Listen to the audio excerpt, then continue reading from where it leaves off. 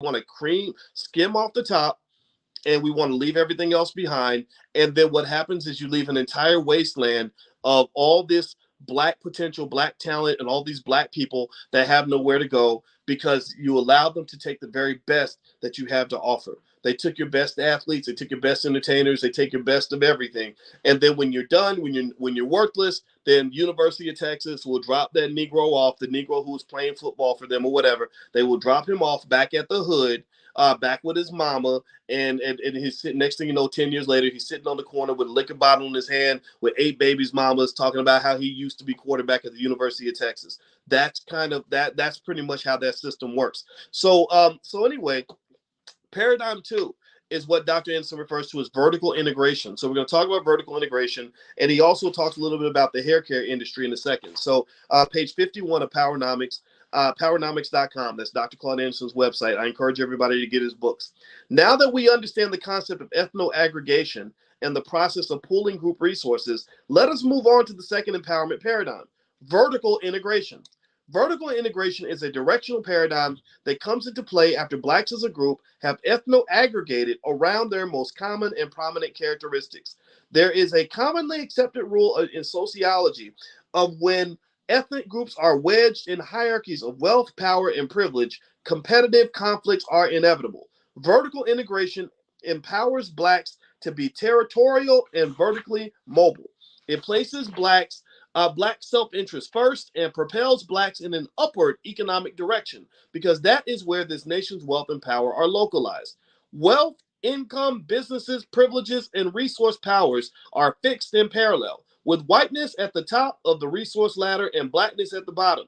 Wealth and power resources are continuously and disproportionately distributed to those at the top first. These resources circulate horizontally among members of the white in-group before portions of the wealth and power trickle down to blacks and other outgroups at the lower levels. On the bottom level, black Americans get what those above either did not want or did not need. Either way, the result is the same. It is always too little, too late. However, we have a choice. We can continue to wait, hoping for those at the top to have a change of heart and share some of this nation's vast fortune, but that is against the grain of history and not likely to occur. Our best remaining option is to implement a national plan with strategies for moving up the nation's pecking order and compete for wealth and power at resources at every level. Let's go back to the secret when you talk about wealth. And let me summarize a lot of what Dr. Anderson's talking about here. I'm going to summarize with one of the lessons in the book, Rich Dad, Poor Dad. So in the book, Rich Dad, Poor Dad, which I haven't read the book entirely, so I'd be lying if I read the whole thing. But I don't need to read the whole thing. I have a PhD in finance. I understand the ideas behind the book. The guy has two dads, right? And he has the poor dad, who is the dad who is actually the hardest working dad that he has. His biological dad gets up and goes to work every day, just like my dad did, and he gets a paycheck, an honest paycheck, and that's how he pays the bills and all that.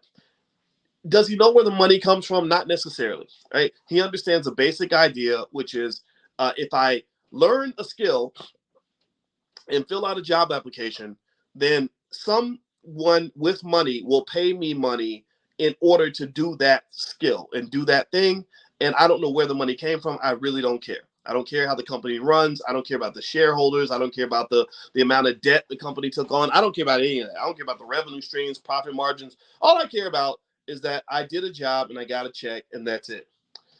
So in a way, you can think of it like a tower. You can think of the money like a tower. Like somebody's pouring money into that company. Somehow that money's getting in there. And it's typically because somebody's selling a product to a customer, or a bank is making a loan, or investors are providing capital. But somehow money's being poured in to this tower. And the poor dad is at the bottom of the tower, and it's trickling down, right? The shareholders are the big dogs. They're eating first. The managers eat after the shareholders. And then after the managers eat and the shareholders eat and the bank eats, then he gets whatever's left at the bottom. That's why workers get screwed in America, because in this vertical tower, the worker is at the very bottom feeding, waiting for whatever comes down, hoping that something trickles down to them. That's why trickle down economics doesn't work, because human beings are greedy. Human beings don't really share unless you make them share. So His rich dad, though, his rich dad said, why would you want to learn a skill and then get money for your skill when really your goal isn't to learn the skill? Your goal is to learn how to make the money. So he's basically saying, cut out the middleman. Just figure out where's the money's coming from and figure out how to make the money. Right? So that might mean basically when you talk about owning businesses and things like that and developing industry in our community, well, now instead of waiting for the paycheck that you get after the people who've collected all the capital decide what they want to give you, you're actually supplying the capital and finding the capital. You're the one going to the bank to get the loan. You're the one that's pulling together the investors that are going to make the investment. You're the one that's selling the product to the customer. So the money touches your hands first, and then you get to decide how the money is going to trickle down. So vertical integration is kind of saying, let's go all the way to the top. Let's cut out that damn middleman. This means that when you're talking about how we train our kids, you don't train your kids to get a job. You train your kids to create a job. And then if they have to get a job, they do it. But they also have the option of creating a job in case there's no jobs available. That way, they're not hoping that they can succeed economically by being really nice to white people, hoping that they will trickle down some sort of scraps and crumbs and crap that they can pick up off the floor, hoping that somebody feeds them. So vertical integration basically says that in those industries where black people dominate, when you talk about things like the hair care industry, Lord Jesus, we spend all that money in the hair care industry. We're providing all the capital in that industry. We should be the ones controlling that industry from top to bottom. We should be doing the work at the bottom, the middle, and the top in order to really manage and make sure we get our piece of the pie. That's the only way you can compete in America. So the other thing, too, about that is when you're talking about your celebrities and you're talking about all your wealthy black people that are supposedly doing well, none of those people are impressive to me until they show me that they're developing industry or some sort of vertically integrated process that includes black people all the way from the bottom to the very, very top. And maybe they're doing some of that. Sometimes they're doing some of these things. But when you're talking about things like creating jobs and opportunities and possibilities and all that, I think that needs to be the dominant conversation. There's no celebrity that impresses me by how much money he has in the bank or how many records he sold or all this other stuff or talking a big game. Kanye West, I like the guy. I told you guys I met him on the phone. He was nice enough, but I wasn't impressed with him because all he did was tell me he literally told me he was worth $4 billion. I did not give a shit. I don't care how much money you're worth. Tell me that you created 10,000 jobs for black people. That will impress me. You bragging about how much money you have just means that you still have insecurities that are being filled by this outsized ego where you need everyone to celebrate you, where my job and my goal in life is to celebrate us as a people and to say, how can we all win? You can still be as great as you want to be, but my Lord, sitting up there and us celebrating this demagoguery in the community, we got to stop that. That fits in the category of inappropriate behavior. When we are sitting around worshiping people who have clearly made a point, not to say Kanye's in this category, I'm gonna pull him off the table because I don't want to be insulting, but literally you're honoring people who pretty much said that they wouldn't even pee on you if you were in 100-degree heat. These are people who literally have said, I'm better than you. I don't care about you. I don't care about your kids. I don't even like you. And you honor these people. What are you honoring? My Lord, get some self-esteem. I only honor you if you honor me back. I'm only going to support you if you support me back. If you're not supporting me and the people I care about, then you don't really matter. So really, I would say to you that when you're talking about the next generation, in terms of what Black wealth creation actually looks like, it has to be something that's built around all of us. It has to be something that's built to scale. And what I really suspect is going on. Somebody mentioned Devin Robinson here. I got to text Devin back. Devin sent me a text on my old phone. I did not hit him back. Thank you for reminding me. I'm gonna text him back. And if anybody knows Devin, tell him I'm sorry. And Devin makes me think about the fact that you have all these diamonds in the rough. You have all these amazing Black people in your community who are brilliant at the development of industry. They're great at creating jobs. They're excellent at starting businesses and LLCs and everything else. But the problem is they don't get any attention because all the attention gets soaked up by these entertainers who are pretty much worthless.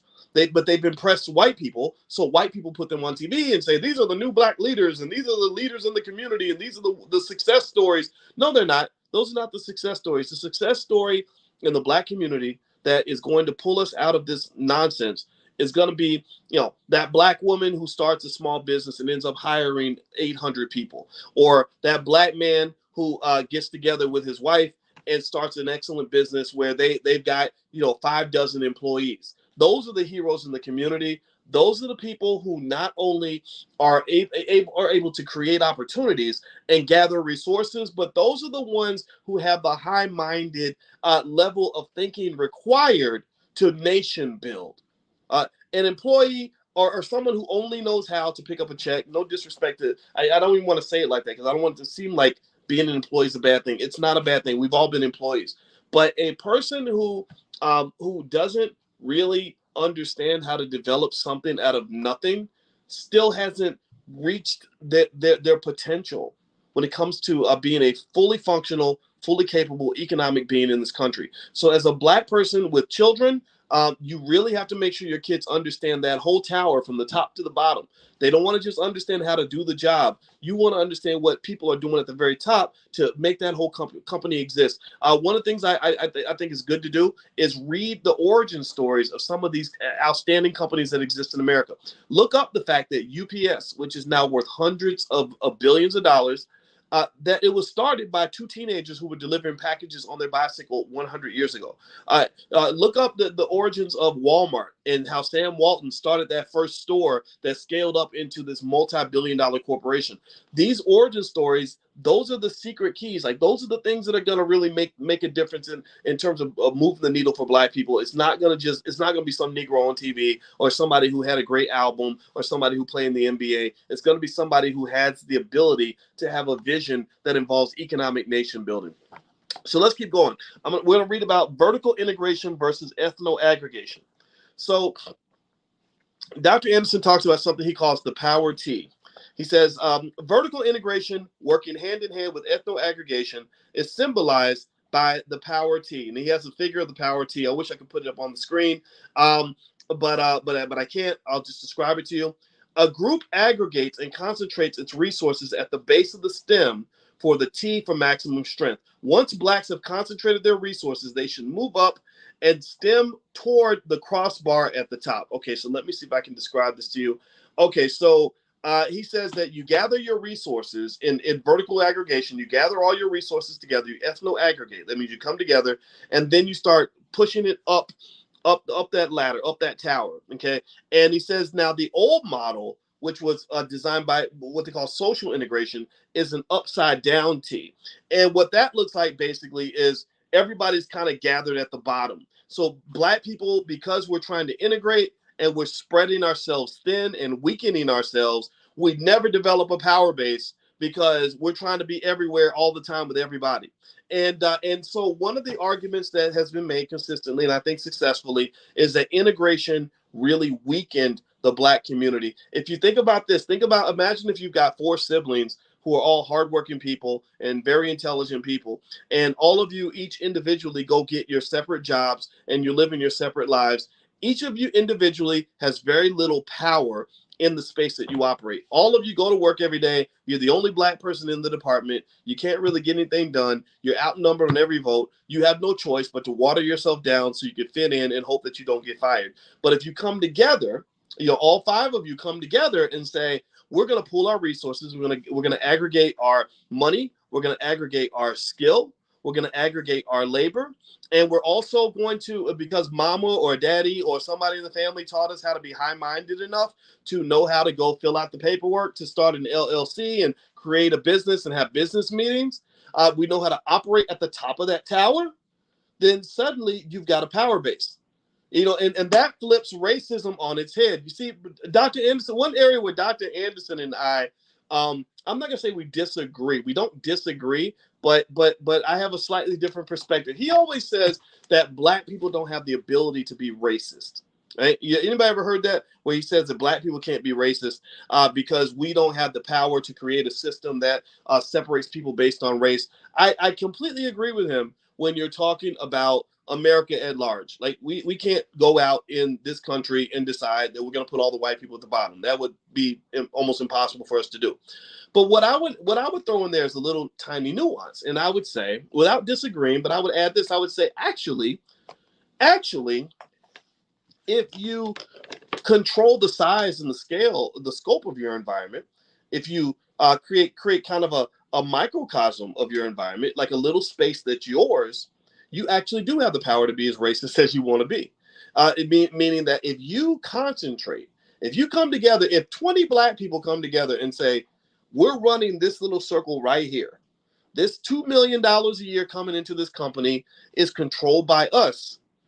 Well, you then have flipped racism on its head, because in that space, you're the one making the decisions. Just ask any white person who's ever taught at an HBCU. You know, I knew a white guy who was a really great professor who said, I taught at an HBCU, and he said it really taught me what it feels like to be black at a white university.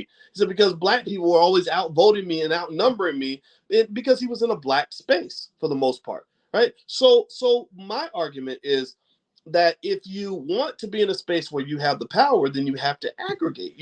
And other groups get this. That's why they have Little Havana and little, the Jewish community will say, well, the Jewish people, they own the next 5 blocks. So in these 5 blocks, if you ain't Jewish, then you are going to be treated like a second-class citizen, because these are the blocks that we control. So for you, I ask you to ask yourself, what block do we control? Start with your family. If you have good relatives, if you're fortunate enough to have that, maybe you create your business in your space that's controlled by you.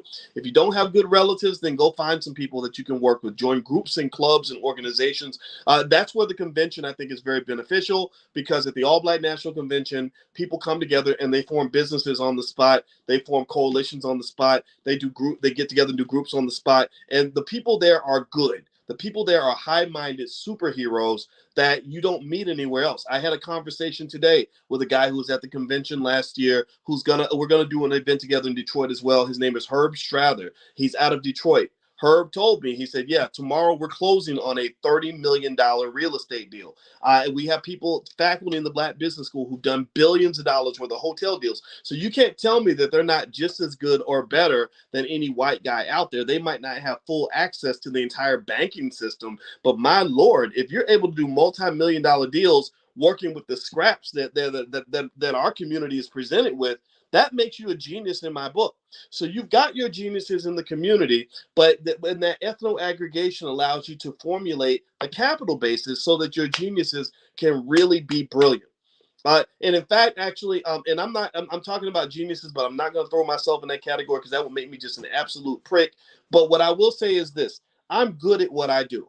I can sit down with any scholar on the planet and talk about economics, and I don't feel intimidated at all. I've sat down with the smartest people on the planet, or on earth, and never once flinched. And so here's the thing: the only space where I'm able to really be as great as I believe I can be is when I'm in this space with you. Why? Well, because we have ethno aggregated our resources, our time, our blackness. We've all come together. We created this space where there are a few thousand of you who gather with me to talk about Black economics and powernomics, and that is the space that allows me to shine. That is where I can be Boyce Watkins. That is where I can really let it out and do my thing. I can't go into Yale University and be the same scholar that I am with you, because that dilutes my superpower. My superpower is blackness. My superpower is that panther behind my head. That's my superpower. So what you want to do is be very conscious of what environment you operate in, and what environment your children operate in, because you want to be in a space that celebrates your superpower. You don't want to be surrounded by kryptonite. When you're surrounded by kryptonite, then you're going to feel weak. You're going to feel unempowered. You're going to be frustrated. You're going to feel diluted, and you're going to feel like a minority. And I hate that word minority, but that's what you're going to feel like when you go into spaces where you don't belong. All right, so let me keep reading here. All right, so Dr. Anderson says those blacks who reach the top of the T can then capture new territory by moving horizontally into non-black communities and pursuing political and business opportunities. So he says basically, when you establish your stronghold, right, you get that business where you're controlling it from the top to the bottom, then you're able to then start becoming assertive and conquering new territory and going into new industries, because now you've got something that every wealthy person has, which is a capital base. It is a capital base. Not having a capital base is like trying to run a 100-meter dash on slippery ice, slippery thin ice. You can't run a 100-meter dash when you're running on slippery ice, and the ice might crack below your feet. That you don't have a base. So ultimately, a capital base allows you the ability to go out into the world and conquer new territory. You can make new investments, things like that. A lot of the reason that so many of our people feel like they're struggling and stumbling along through life is because they don't have a capital base. They don't have a place they can go to in case times get hard. The recession hits, we're stuck. COVID hits, we're stuck. We don't know what to do because we don't have that capital base. And the capital base might be some cash, it might be some stock, it might be some real estate that we have to back us up, it might be a group that we're connected to where we share resources, right? So the question is, what is your home base? The home base is what allows you to stretch and expand into different territory. If you have no home base, then you can't conquer anything. You can't expand into any territory. In fact, that's how the Roman Empire died. The Roman Empire died because they didn't protect their home base. They kept trying to expand and integrate all throughout the world. Next thing you know, their home base gets invaded and Rome is no more. Okay, so let me keep reading here. Black Americans as a group cannot improve their wealth and power holdings by advancing a horizontal social integration like the Roman Empire. You spread yourself too thin, you're going to get your ass kicked every time. Wealth, power, and other resources are not stored horizontally in a pecking order, nor are they stored on the same level with Black Americans. Black Americans are locked into a caste system upon which this nation's class system rests. Horizontal movement places Blacks in economic competition with poor whites who have yet to ascend the pecking order. So when you socially integrate and they start treating you the same as poor white people, then you're gonna lose that game. James Clyburn does that a lot. James Clyburn, I think Dr. Anderson was complaining about Clyburn the other day when we were talking, and he said that Clyburn said something interesting about reparations, that he would support reparations if poor whites also got reparations. So that pretty much tells you who he works for, right? And it's interesting because then what's happened is when they start talking about poor white people in the same voice as Black people and what we've gone through and what we deserve, it creates an impossible burden. It's a lot like if you want to go outside and you're thinking that your mom is going to tell you to clean your room before you can go outside, and you're willing to do that, but then she says, "No, I want you to clean the whole entire house and the neighbor's house." Well, you're going to give up because that's too much. That's going to take too long, right? So I remember feeling that same way when I met a white woman who was like a liberal white woman who said something to me when I was 19, and I talked about race and racism and economic disparities because I was just kind of discovering this stuff. And she said, "Well, no, what we need to do is stop focusing on race and get rid of poverty." And I remember thinking, I don't know how to get rid of poverty. Like, that would take forever. America is always going to have poverty. There's always going to be people who are poorer than other people. So you're telling me I got to eliminate poverty before I can even begin to address race? Don't get caught in that type of thinking. Don't let anybody trap you in that mindset. You can focus on your race first. It's okay to do that. So he says also, horizontal movement locks Blacks into competition with immigrants and other evolving minorities. Multiculturalism, cultural diversity in a colorblind society give the illusion of progress. Blacks were convinced into believing that aligning with ethnic immigrants who have been in this country less than 30 years is somehow progress for Black people. Aligning with these immigrant groups and their horizontal issues detoured Blacks. Moreover, it blurred the obligations this nation's advantaged society has to its disadvantaged Black citizens. Even now, every Black initiative is burdened with a universalism that requires them to share the fruits of their victory with other horizontal groups competing against Black America. Black Americans must not allow the vertical line of obligation between themselves and whites to be blurred. Blacks are injured by those who do not make distinctions between them and other minority groups. Equating other minority groups with Blacks demonstrates a poor understanding of history and hides the fact that Black people remain at the bottom of the pile. Horizontal movement to align Blacks with other minority or special interest groups erases Black America's special moral claim on our society and history. Although our labor built this country, we have not been properly recognized nor compensated. Worse, we have been treated as just another aggrieved minority group. We are reduced to just another political group with outstretched palms, a special interest vying for the same affirmative action programs as Eskimos and Salvadorians. We recapture our special moral claim and status by aspiring upward. So all this minority stuff and blended cross-racial coalition stuff, that just doesn't really work for us. And not only because we've had a unique experience in this country, but there's a special unique kind of hatred toward us that other people have never had to deal with. And so part of that solution is obviously political in terms of demanding that uniqueness that we deserve, but also part of it is us recognizing our uniqueness, us accepting that and just saying that's just what it is. That's what it's going to be. We're not letting you talk us out of what is owed to us and where we belong. You control that. You have a big part in that. And also remember this: there's nothing in America. America it's a biased country, it's a racist country, all those things. But there's nothing in America that stops you from getting together and aggregating your wealth and aggregating your resources. There's nothing in America that's going to stop you from making sure that you educate your damn kids and make sure that they're ready for the future. There's nothing. You got all the time in the world. All the time in the world. There's 8,760 hours in a year. There's 87,600 hours in a decade. So you have approximately 150,000 hours to make sure that your child is ready for economic battle. That means that you have all that time to make sure they get a proper education. You have all that time to teach them the right cultural values. You have all that time to help them accumulate wealth and assets. You have all that time to help them formulate a battle plan. So when they get out in this world and they're operating on a slippery slope, they're trying to sprint on thin ice and sliding all over the place because nobody prepared them for the future. That's on us. That is on us. That is on us. We must raise the standard. We must raise the bar. If we don't raise the bar, then who the hell's going to do it? So, so I just want you to understand that these sessions are not, let's get together and complain about white people. No, these are, sure, I don't put them on a pedestal. I'm not gonna sing their praises, but my Lord Jesus, your outcomes are heavily influenced by your decisions. And you know as well as I do that we waste a lot of time. We waste a lot of money. We have a lot of fear and weakness and cowardice and inappropriate behavior that is killing our ability to get certain things done. So what I would say to you is start where you are. Pick your bucket up where you stand and do what you can with what you got. Get those kids in your house ready for the future. You ain't gonna do anything crazy. You don't do anything dramatic or extensive unless you want to. Just make sure that make sure you don't let them get caught up in the line of thinking that's leading to so many of our kids growing up uneducated and completely unprepared for the future.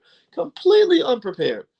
That's on us. We run all of that. We control all of that. Control what is yours. Let me keep going. All right, so by the way, I'm reading from the book Powernomics by Dr. Claude Anderson. If you'd like a copy of the book, you can go to powernomics.com. I would encourage you to go to powernomics.com and buy as many copies as you can. My goal is to make sure that they sell out of their books as much as possible because this is a very important book. And I would say to you that the fact that you're here means that you are in that talented 10th. You are just as much a teacher as I am, just as much an ambassador of the message as I am. So I would encourage you to do that. One of the things I do is if you come up in my house, I got copies of Powernomics that I give away to people, the kids in the neighborhood. My daughter got this boyfriend, and I want to, every time I see him, I want to beat him up just because I don't think she should ever have a boyfriend. But you can't do that anymore. So when he comes by, what I do is I play basketball with him, and I'm giving all the kids copies of Powernomics. They don't know what the hell it is. They don't understand any of it.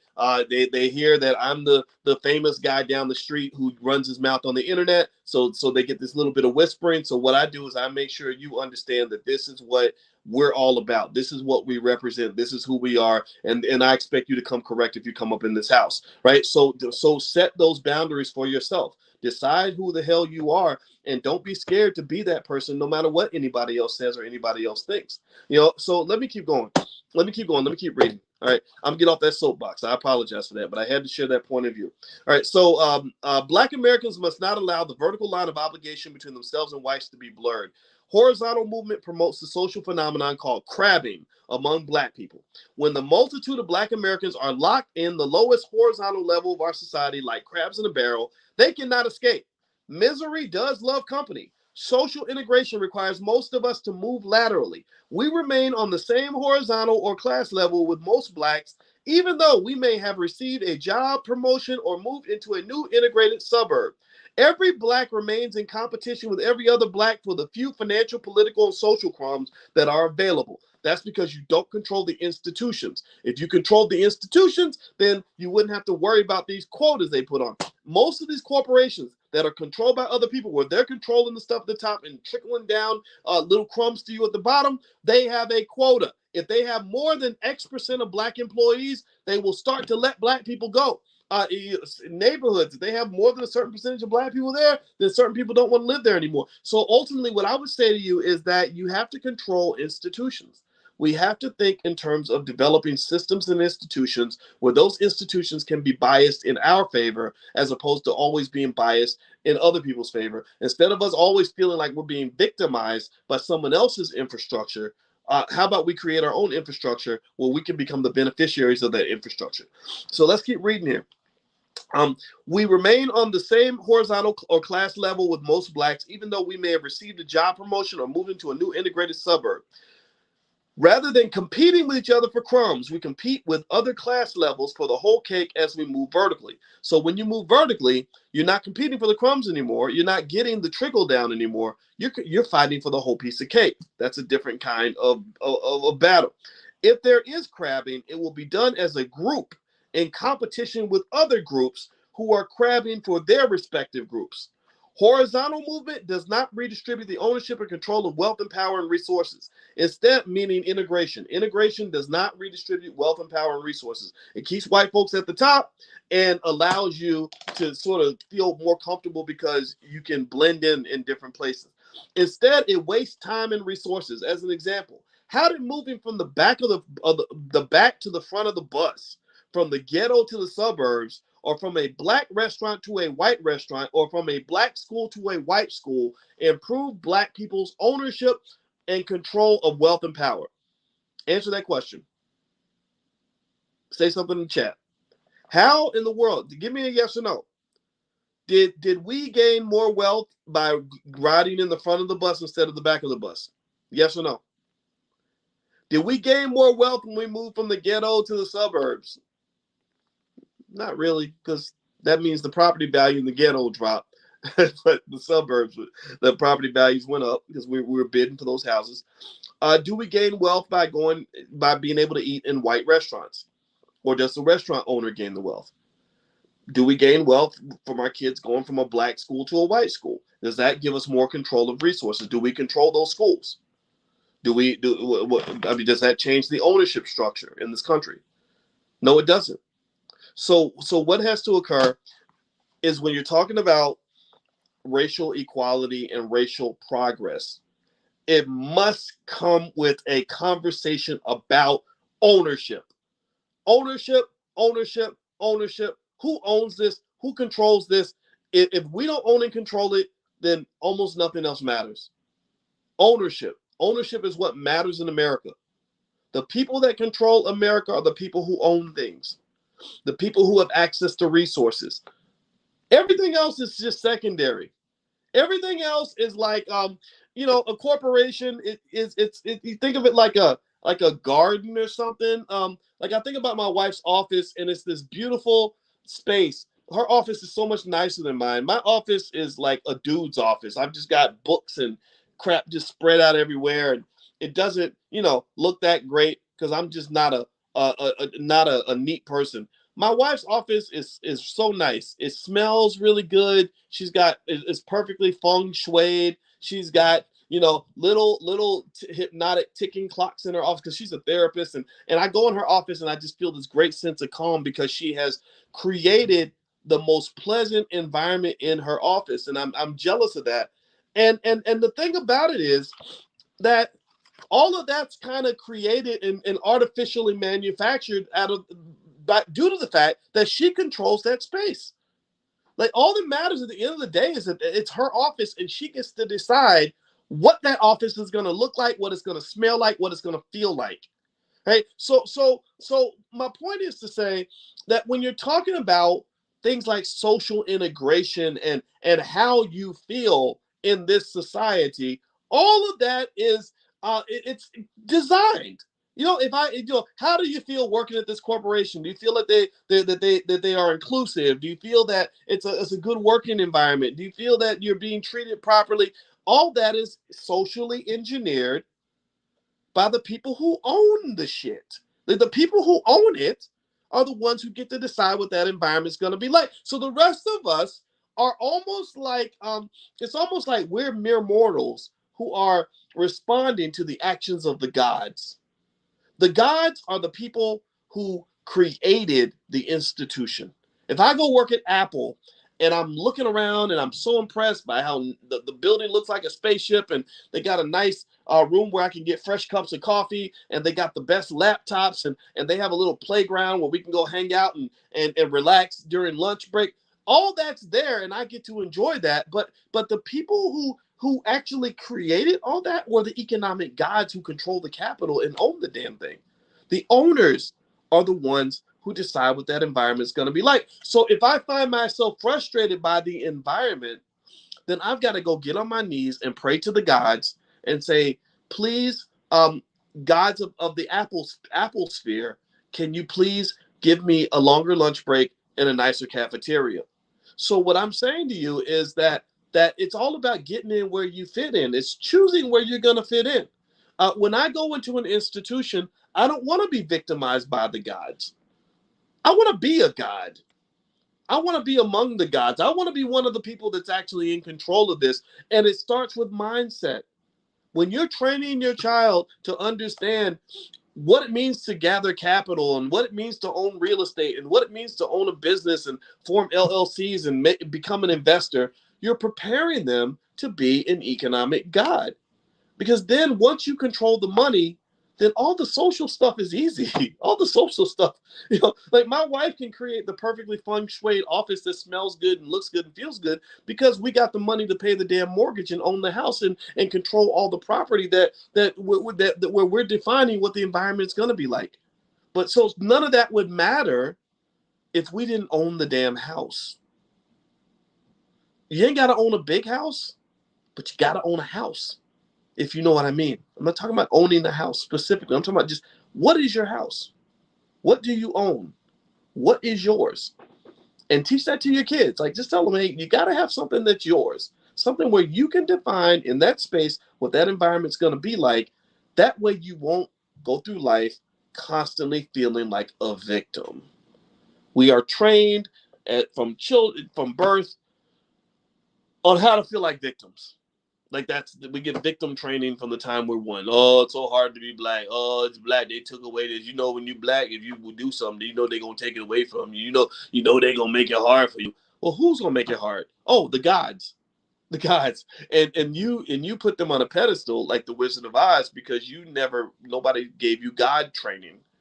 I want our kids to get God training, to know what it means to be an economic God. And when I say that, and I hope I don't sound sacrilegious. I know some of you may be religious, and I'm not trying to offend you at all. But think about this. What can a God do? A God can manifest. They can see a vision and create what exists in their vision. So if your child has access to capital and they have the know-how to build a business, they can come up with an idea and manifest. They're not waiting. They're not saying, well, gosh, I hope one day somebody creates a company that lets me do advertising. They can create a company and do advertising. Or they don't say, gosh, I wish somebody would put a grocery store in my neighborhood. No, they would do like the Nation of Islam, where the people in the Nation of Islam they don't say, gosh, I wish somebody would build a grocery store here. They go build a grocery store. They manifest. So what I would like for you to do is understand that when you're talking about economics in America, this is a good place for us to finish today's lesson. You've got the economic gods that control the capital, and then you've got the people that are impacted by the actions of the gods. And you don't believe the myth that you have to have a bunch of money in order to be an economic god or to control and manifest in the space that you live. No, my wife does not need a lot of resources to have a little office that's hers. Right? It's not that big, but it's hers and it's her environment. Right? It's all about having the mindset to knowing how to put yourself in position where you're in control of something. That is huge for your mental health as a Black person. I can tell you that being black in this country and feeling like you have no control over anything, that is the easiest pathway to depression. Studies show that depressed people tend to be people who feel like they have no control over their environment. So if you ever want to really be depressed, convince yourself that you have no say in the outcome of your life. That will depress the hell out of you. It even works with rats. They found that rats are more depressed when they feel like they can't change their situation. So never get caught in that trap. This is a spiritual battle on every level, and that's where I want you to be prepared for. Okay. All right. So that's it for today. Next Wednesday at 8:30, we're going to get together again. I hope that this conversation was helpful to you. I hope you learned a lot. Also, I want to remind you that the convention, in about a week or so, we're going to do another short discount on convention tickets. So if you haven't bought your tickets yet, you can wait maybe about a week or so, and I will email out a discount. So just make sure you're on the email list, though. If you go to blackkeystogreatness.com or boycewatkins.com, you can maybe get my stock picks or something, and you'll be on the list, and I'll email you stuff. If you're already getting emails from me, you'll hear back on that. Also, if you want to get copies of all the lectures that we've done with these Wednesday night book club meetings, just go to drboycebookclub.com. All of it's there. You can have it. It's all yours for life. There's about 50 different lectures I've done on this, and I'm going to keep going until we get all the way through every single book written by Dr. Claude Anderson, and then we're going to start on some of these other great books that are out here also. So thank you guys. It was great to see you, and I love you, and I will check you guys out next week. So have a good one. Take care now. Bye-bye.